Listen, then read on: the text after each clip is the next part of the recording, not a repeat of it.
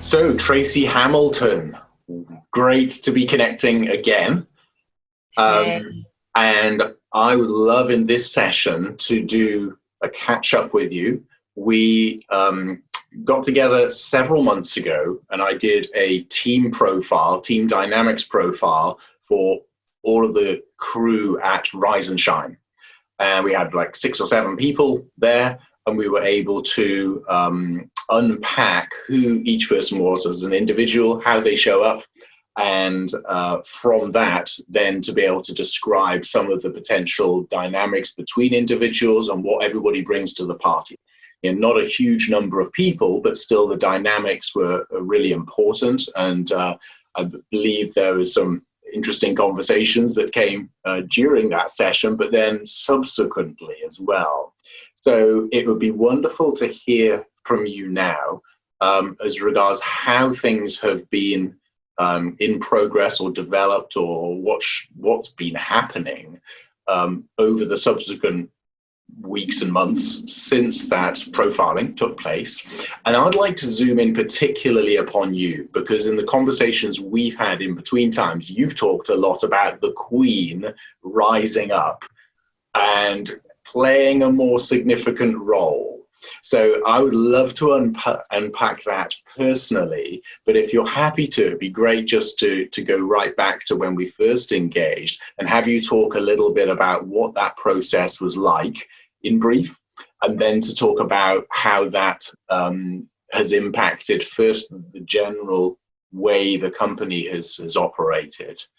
Sure. Fabulous. Well, wow, what a difference is all I'm going to say. As you know, we're a startup company. So as a startup company, we're all just getting used to playing the game of business together. Mm. And so it's been enlightening. You know, you coming along at that time whilst we were right in the beginning part of the process when we were developing the system has been crucial, because what we've noticed is that we get to have fun. Like, we're a very fun group, as you pointed out to us, you know, but it was really crucial to understand the other side of, you know, that we needed to make sure the sage and the warrior and the sovereign self was actually doing its role too, because otherwise we'd all just be having fun. Right. So, but our meetings are really fun. And through that fun, what's happened is that the Queen in me has risen and is taking more of that lead role in directing the meetings. Because, you know me, I'm strong on my mystical lover self. But as you highlighted to me, if I actually access my sovereign self, that would be really useful in the way that the business was going. So I've really stepped that up. I've really, in myself, I've been looking at each of the characters and looking at where I needed to work within myself. What was afraid of that character? Right. What was afraid of being the Queen? What was afraid of being more directive and guiding the way that we were going, and really stepping into that director role, more of a CEO kind of role? How was I doing that? So that's been great. As for the team have we really know how to pull on each other's strengths. And also we're learning how to approach the conversation with each other. Right. Coming from those different characters, rather than just speaking my mystical lover language, I needed to learn how to speak the other languages. And so that's been really good, as in developing our characters within us and knowing that that's our strength, and actually really acknowledging that inside of myself, and the team acknowledging that side in themselves, and then working on the other characters for when we need to get tasks done and completed. We need to tap into those other archetypes. Yeah, excellent. So look, what I'm going to do is bring up the leadership profile that we have of you. Take it you can see that on screen. I can. I hope you can. So essentially, this just sort of gives an outline of what these archetypal characters are all about. But if we go over here and go down, we've got your leadership power profile, which is something we can major upon. But we will then flick down to seeing the wider picture. So this is the full spectrum profile that we like to give people, which explains things in more depth. But if we go back up to your power profile, so the two most dominant characters, which really do explain why you do things the way that you do, essentially, and how you show up. And this would be the case when you first show up to a business meeting or show up even personally. This is you wherever you go. There are only a handful of people on the planet who have a profile with a 10 on mystic and a 10 on lover. But they often are in that kind of coaching, counseling, healing sort of space, because that combination we have there, the mystic is looking to transcend and to transform. So whatever the situation is, you're not there to analyze first off. There may be a place for analysis, but your first desire is, let's get above it, or let's get so far beneath it that it's like, don't hit it head on. You deal with it by going to a different dimension effectively. A whole stack of tools that enable you to do that, but essentially it's transcend in order to transform. That's the mode of operation for the mystic, and you are absolutely full on with that character. Oh yes, oh yeah, definitely give that character out through and through. But you're not just some sorceress who wants to manipulate. You desire the best for people, and that's where the lover comes in. You are able to get deep connection with people, to develop deep trust, and to create an environment where people feel nurtured, they feel safe, they feel supported. You're not going to just connect 1 minute and then run away and they never see you. You are a present character. So you've got the mystic who's kind of looking to that future state and wanting to go to a better future, but the lover is there in the present moment, totally connected with the individual to meet them where they are. Very, very strong with empathy. That pretty much sums you up. Oh yeah, absolutely sums me up. You know, it's so wonderful to see you describe that, you know, because that is who I am. That is what I do. I always take people out of where they are, take them to a completely different realm, in effect, to look back down on their situation, and then look down on their situation, and then let's clear up what's in the way of that situation, so that they can, we always call it debugging, clear out the emotional splinters inside of themselves so that they can rise up. And that's why we named the business Rise and Shine. So it's all about releasing the energy that's inside so that people can rise. And you're right, that lover in me is totally there with them where they're at, not where I'm at. And I love that about myself. And everyone says to me, you know, that you really are a safe space. I feel safe. And it's super non-judgmental. I don't do judgment. I do what that mystic, is always looking from the observatory point of view. Yes. Yeah. So how does it feel to just to acknowledge these are your strengths, and do you have a sense where it helps you to own it, to have this played back to you? Or yes, it does, because this is part of the process. We're all about be who you really are. Right? So when you really understand your profile and know where your strengths are, that also understanding that someone else's strengths may be your weaker side, but they're their strengths. They feel empowered inside of your team because that's the strength that they bring to the team. Right. So they can be who they really are. And this is what makes teamwork really flow, because we're all being who we really are. Rather than, you know, trying to be the other characters, rather than play into your real strengths. Right. So we often find that is that just reaffirming the strengths that somebody has, it helps them to own it. It helps them to feel, basically just to feel good about who they are, because we're all made differently. And for us to say, actually, I acknowledge that. I acknowledge who I am. I respect myself for having these different strengths. because all of us have felt that there have been times where we've been put in situations where we feel like a square peg in a round hole. Yes. And we feel like, oh, I'm not enough, I'm not right for this situation. And some people feel like they're not even right for this planet. I mean, it's just a mismatch. Absolutely. Yeah, there is a mismatch. And you think, so to reaffirm these age-old patterns, these ancient patterns that are encoded into us, that they're inescapable. And just to say, actually, that is me, is really reaffirming. Oh, it's really affirming. There's a level of security that comes inside of yourself. Right. Because the insecurity happens because we're not being who we really are. So we're trying to be these characters who we're not. So when we actually come home to be who really are, and that's, you strengthen that, you start feeling safe and secure in this body. Yeah. Yeah. You start feeling really safe and secure. And it's really interesting because, like, as a child, I was always super sensitive, like really really feeling everything and wanting to help people to overcome things, but I just didn't know what to do with that. So that got squished down as I went through the schooling system as it is. It was like all that side of me kind of like got squished, and I became afraid of that side of myself. So they didn't send you to mystic school? No, they didn't send me to mystic school. My goodness, I think I would have been in heaven if they'd just sent me to mystic school.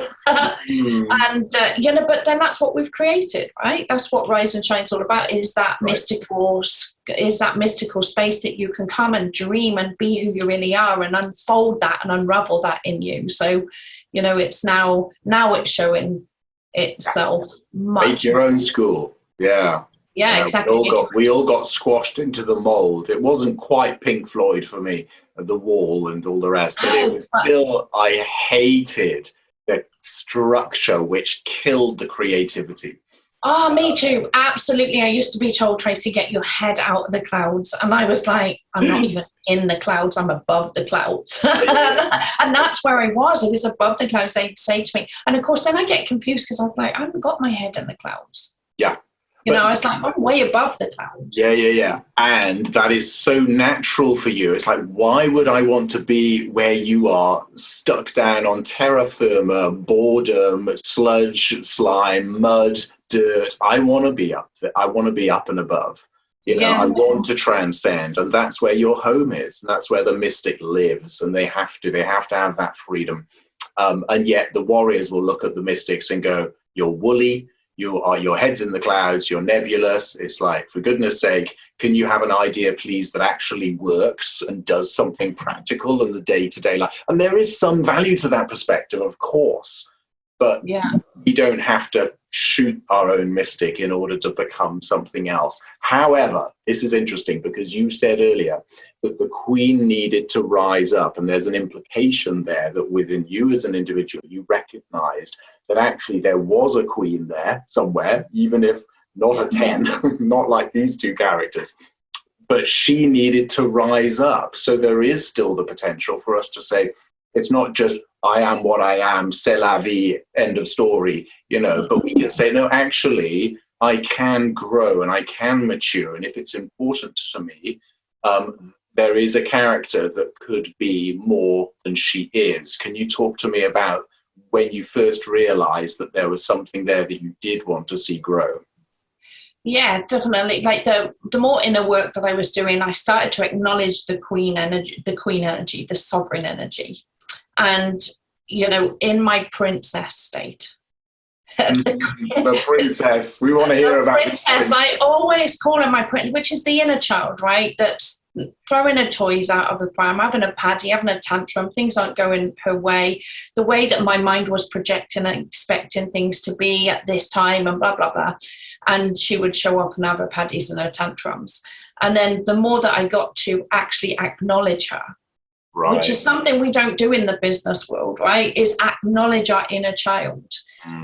And it's like when she's not feeling seen, heard, loved, appreciated. But I recognized it was me that had to do that, not somebody outside having to do that. That was part of my own mystical transformation.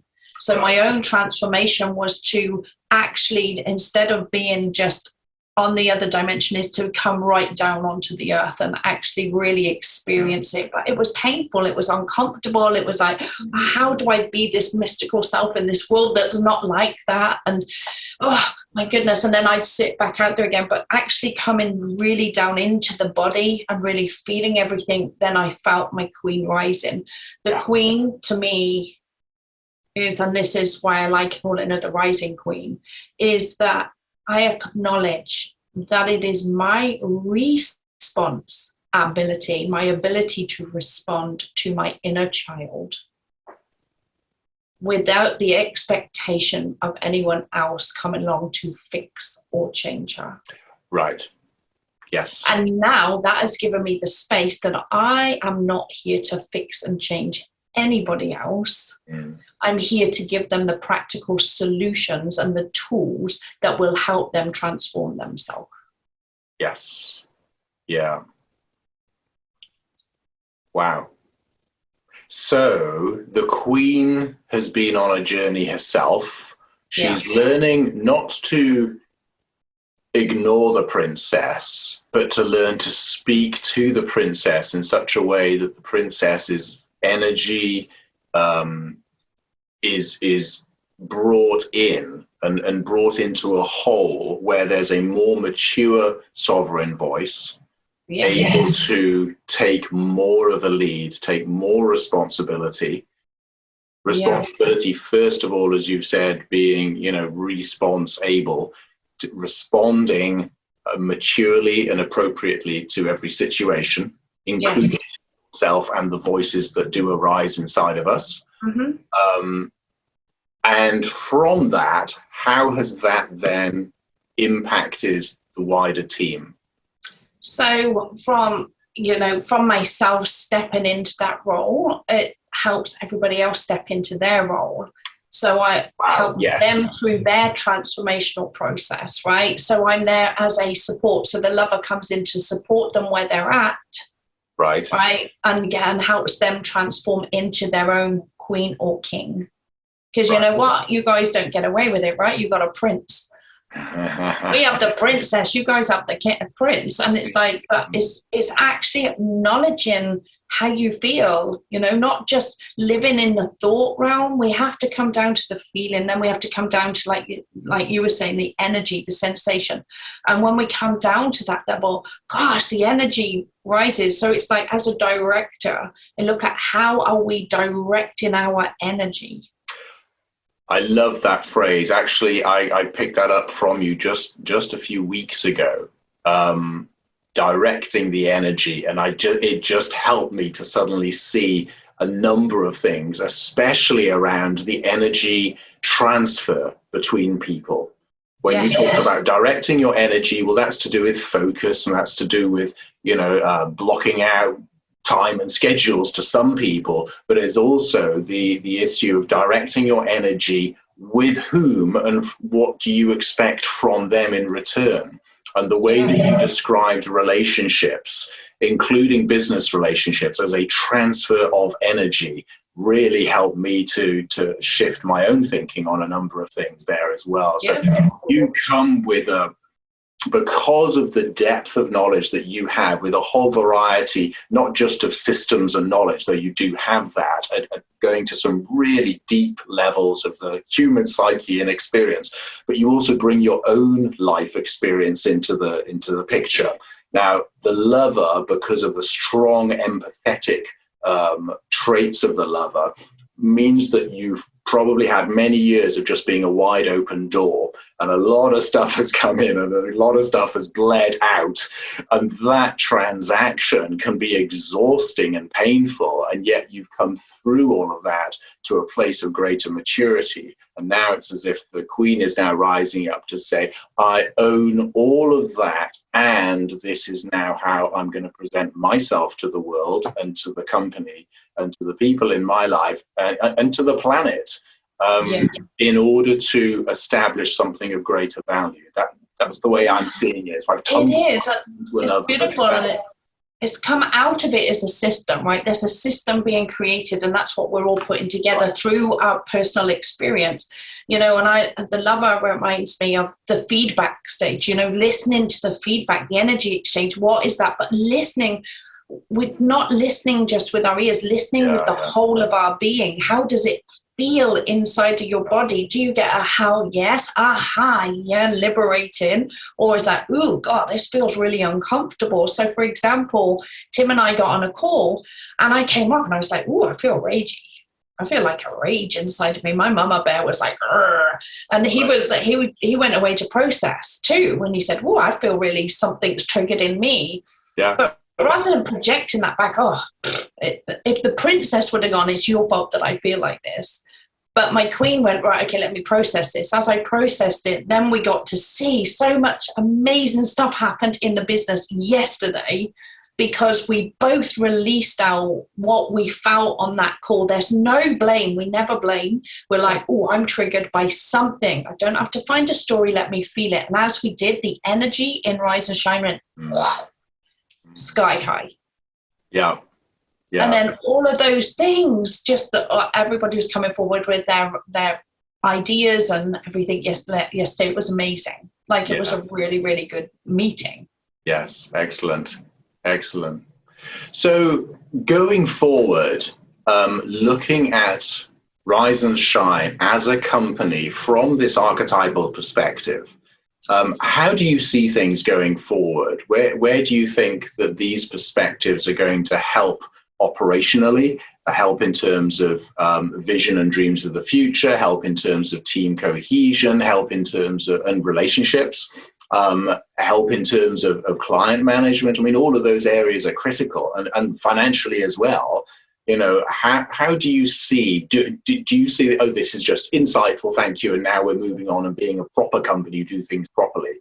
Or do you see this as actually a way of integrating a perspective that genuinely would impact all those areas of business? How do you see that going forward? That's exactly how I see it. I see it like this. You've got your left brain and your right brain, and we're coming in, integrating the two within ourselves, and therefore moving forward with the business. It's like the business side of it here is just to support the people going through the process. And, it's like the beautiful part is people are starting to recognize what type of coach they are. Right.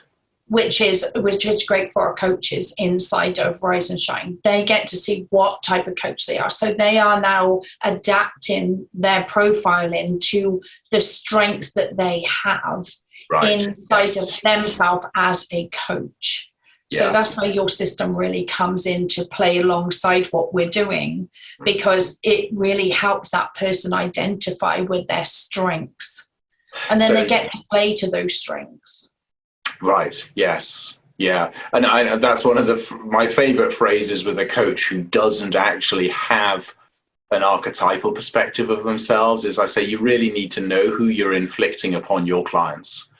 Yes. Oh, yeah, absolutely. Because you're the feedback to your clients, right? Yep. You're feeding information back to them. So you're unlocking aspects of that person through your archetype. Yeah. So my archetype unlocks that mystical lover self in them more. And then their archetype unlocks aspects of me. It's not a one-way street. Yeah, of course. It's never a one-way street. It's like when you listen to the feedback, there are times that I can be, if I'm really going to speak in my transparency, there are times that I can be with clients and I think, oh, I feel a bit triggered, right? But rather, I'll feel that at the same time. So it's like, okay, let me transmute or let me absorb that part of myself that I haven't yet met, and it's like, okay, thank you. Thank you for being there to bring that character to me too. So it's like when we only think it's one way, but it's not. That character comes to you for a reason. Yeah, absolutely. And then you're projecting that to each other. And that's the energy exchange. That's the feedback. When you really listen to that feedback, that's where the real transformation happens. And transformation inside a business, our business relationships are so different. Okay. Because in what way? To that. Well, because we know, I know how to approach people based off of their profile, which is their primary character. So, in your messaging to them, where you have to be more direct. I can do my lover, oi, hey, I love you, and all that connectory stuff. But for instance, like as you well know, you taught me as in a sage and a warrior, that can appear fluffy, that if it's all too mystical and lovey-dovey, whereas when I bring it into a more sage warrior, even a sovereign perspective, I can adapt my messaging to suit that, so it lands. Yeah, so that team communication, and do you find that this system is simple enough for you to have that in your head and adapt on the fly? Oh, I'm talking to a warrior here, therefore I'm just going to lean more towards this sort of language, and I'm just going to avoid those fluffy, visionary, dreamy sort of phrases that might actually be the first ones that I bring, because that's where I live. But I'm intentionally, is that actually happening kind of on the fly, or do you have to sit there and refer to a reference sheet in order to understand what you ought to be doing? No, because I've dived into the characters. Right.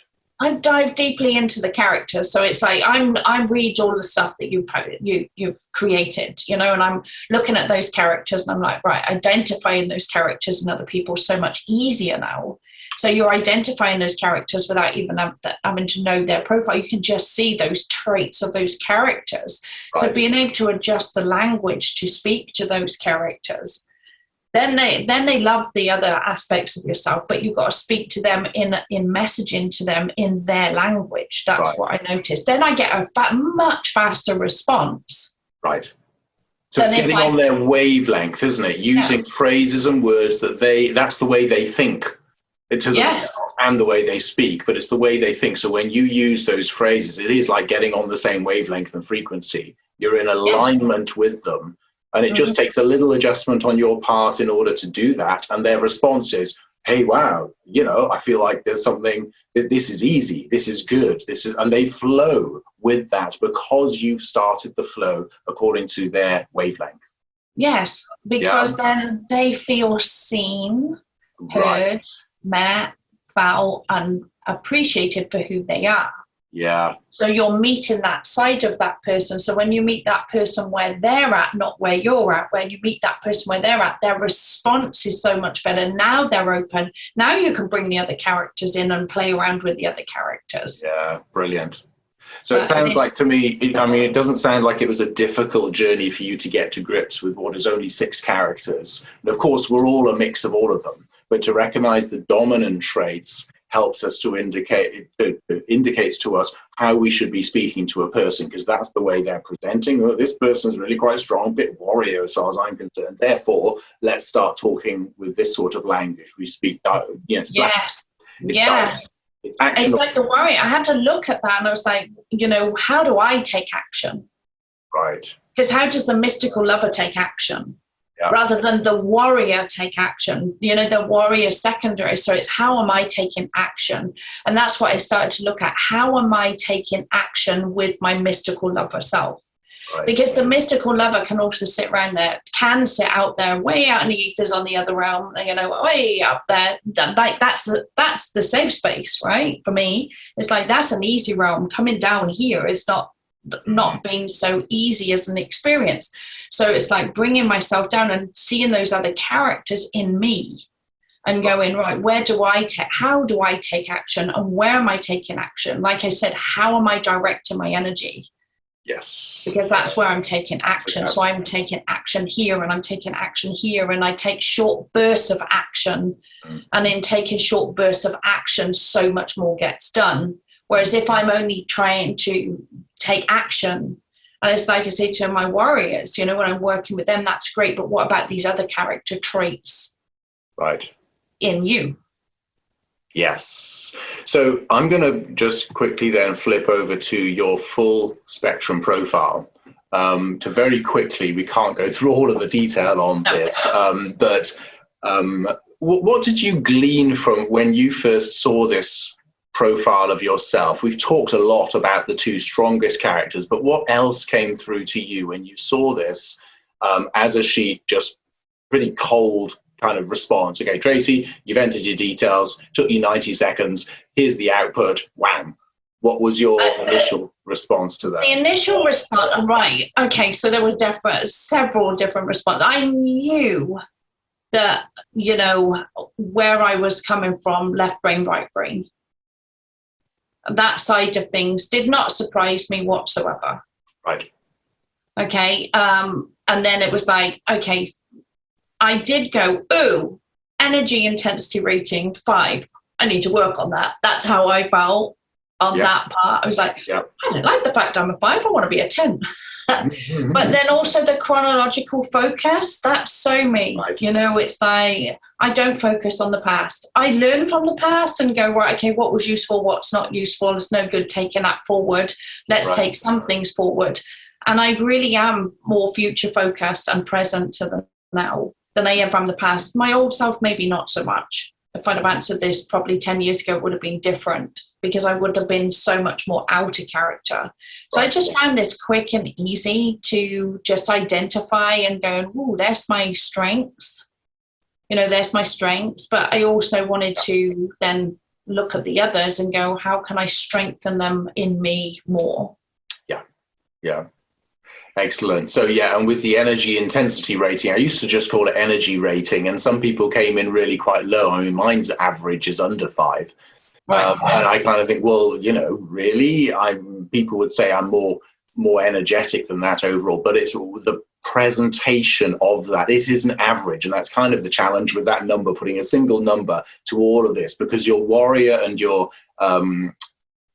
sage are kind of hovering around a 3.5, 3.6 there, which is pulling it all down, because you have intensity around the lover and the mystic. People feel that and see that up front, but those other characters are not so full on. So actually, if somebody showed and said my intensity rating is an average of 10, I would go, oh my word, how does anybody live with you? Because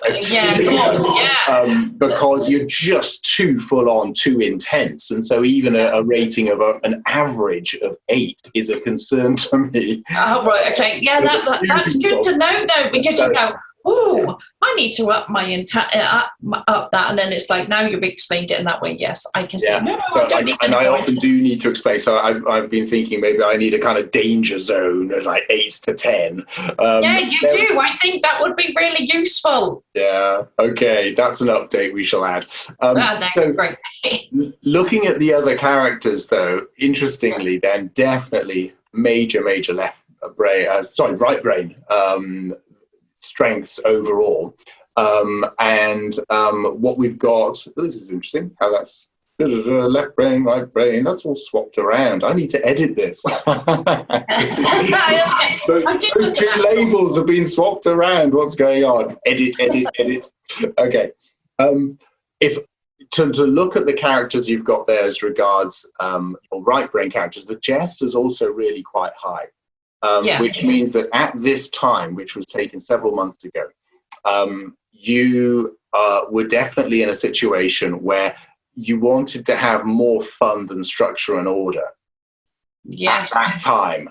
Can you talk to me about that balance now? Because I think if we reran this now, we might see a shift, particularly in terms of those characters. But what's your thoughts overall around this? Now it's recognized, right, this one's really interesting because the jester in me, like, I love having fun. Like on my coaching call, I love having fun. Like, I really love doing that. We still have to do the serious stuff, you know, the more tasky orientated things on our calls, but I do make it lighthearted and fun. But here's a recognition of that in its princess state. Mm-hmm. It uses humor to mask how it really feels. Ah, okay. Yeah. Does that make sense? So it was like, oh, I recognize that in myself when I could be humorous to distract away from how I was really feeling. Okay. So therefore, that was the recognition, you know, in that. Now, looking at the other characters, I can see actually when I bring out those characters or I'm playing in the team with those other characters, there is this natural fun rather than this humorous, masking fun. There is fun because we are actually completing the task. There's fun in completing the tasks. Yeah. There's fun in taking action. It's no longer I have to do this, it's I get to do this because it's fun. Yeah. So the mature and healthy jester has a delight in life, finds fun, makes light of things in an appropriate way.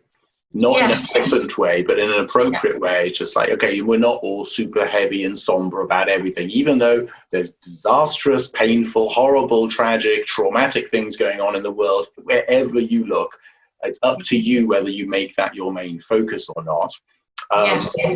But the mature jester, this life, colourful life, bubbles up from the bottom, rather than being, if you just had a lot of jester and not all the other characters were really super low, you're probably masking a lot. If the jester is the strongest. Whereas if there's a bit of a balance and the jester's quite high, well, great. You've got the balance, you've got the maturity all round.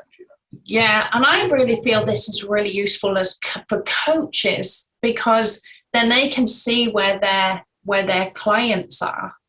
You know, when they really see where their client are, they can help them with that and actually do discovery session on whether they're using humor as a way to mask how they're really honestly feeling. Right.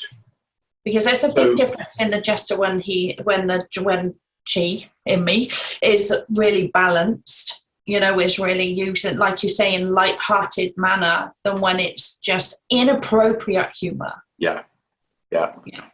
So that's an interesting point around the coaching side of things, because what I've found is that there are some coaches who have sent people to the free teamme.app profile just to see their two strongest characters. And actually, when they see that and the coach says, well, what did you get?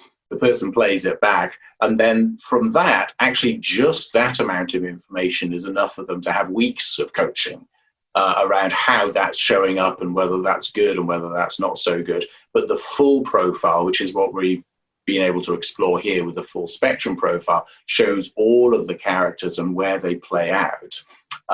Really, the intention is not to dictate. It diagnoses to a point, but really it's there in order to facilitate conversation, which is a point. Yeah, I see it as a guide. Yes. I see it as a guide. It's a tool that can help guide you in the process of helping that person transcend where they are and, in themselves and in business. Because when that person feels really good about who they really are, and you can help those characters come out and know that not to be afraid of these other characters, because being afraid of those characters in yourself, you're quite often then afraid of the character that shows up in that outwardly. Right. Yeah. Whereas when you can acknowledge that in you and you can know that character too, you're no longer in fear of that character. Right. So if you've got a strong warrior comes, you know how to speak to that warrior. Yeah. You know how to speak to that. It's super important. I really feel it's really strong in business that we understand these characters. Great. Excellent. So,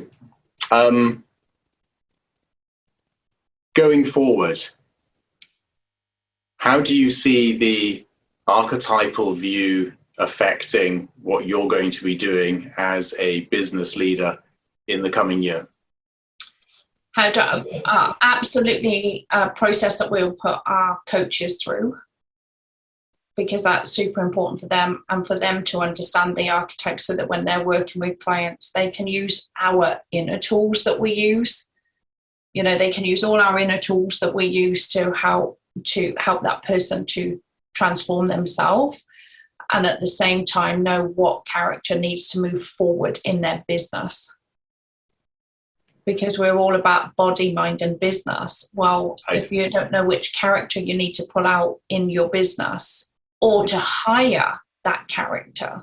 Right, that's a good point. If you don't hire the right character, you hire more like you are, then that character's still weak. So then it's not just you, it's now you and your team are all a similar type.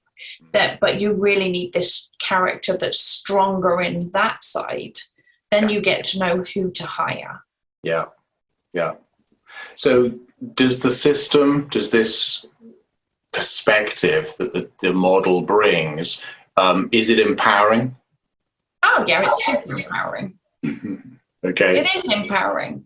Yeah, it's beyond empowering. It's self-realization. I think that's really important. It's beyond empowerment. You know, that it's self-realization. When we're self-realized, when we are self-honest, you know, when we're really honest with ourselves, you feel empowered. Right. And would you say that's based upon self-awareness at its core, or are there other things that this brings in? When we come from a space of pure awareness sees it all. It's like coming down and recognizing your character and know, well, actually, this is the character that I came to play. Right. In this grand play we call life on Earth. Mm.